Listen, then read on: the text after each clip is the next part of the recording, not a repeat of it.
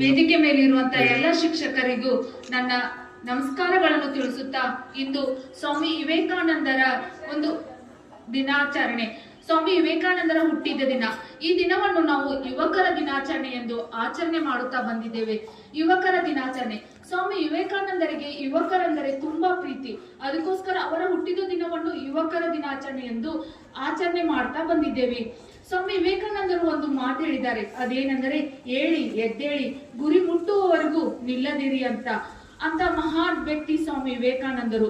ಸ್ವಾಮಿ ವಿವೇಕಾನಂದರ ಒಂದು ಏಕಾಗ್ರತೆ ಹೇಗಿತ್ತಂದರೆ, ಅವರು ಒಂದು ಚಿಕ್ಕ ವಯಸ್ಸಿನಲ್ಲಿ, ನಿಮ್ಮ ಹಾಗೆ ಒಂದು ಚಿಕ್ಕ ವಯಸ್ಸು, ಅವರು ಒಂದು ಸ್ಕೂಲಲ್ಲಿ ವಿದ್ಯಾಭ್ಯಾಸ ಮಾಡ್ತಾ ಇದ್ರು.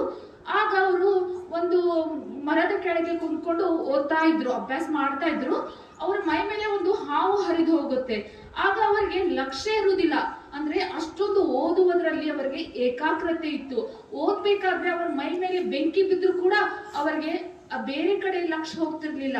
ಅಷ್ಟೊಂದು ಏಕಾಗ್ರತೆಯನ್ನು ವಹಿಸಿ ವಿದ್ಯಾಭ್ಯಾಸವನ್ನು ಕಲಿತಾ ಇದ್ರು ಸ್ವಾಮಿ ವಿವೇಕಾನಂದರು.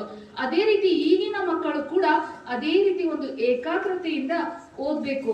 ಆಗ ಮಾತ್ರ ನಾವು ಏನ್ ಮಾಡ್ಬೇಕು, ಏನ್ ಸಾಧನೆ ಮಾಡ್ಬೇಕು ಅನ್ನೋದಿದೆಯಲ್ಲ, ಆ ಗುರಿ ಮುಟ್ಟಲು ಸಾಧ್ಯ. ಆದ್ದರಿಂದ ಸ್ವಾಮಿ ವಿವೇಕಾನಂದರು ಹೇಳಿರುವಂತಹ ಮಾತನ್ನು ನಾವು ನಮ್ಮ ನೆನಪಲ್ಲಿ ಇಟ್ಕೊಂಡು ಅದೇ ರೀತಿ ಮುಂದೆ ಹೋಗ್ಬೇಕು. ಏಳಿ ಎದ್ದೇಳಿ ಗುರಿ ಮುಟ್ಟುವವರೆಗೂ ನಿಲ್ಲದಿರಿ ಎಂದು ಹೇಳುತ್ತಾ ಅವರ ಬಗ್ಗೆ ಒಂದು ಚಿಕ್ಕ ಭಾಷಣ ಮುಗಿಸುತ್ತೇನೆ. Thank you.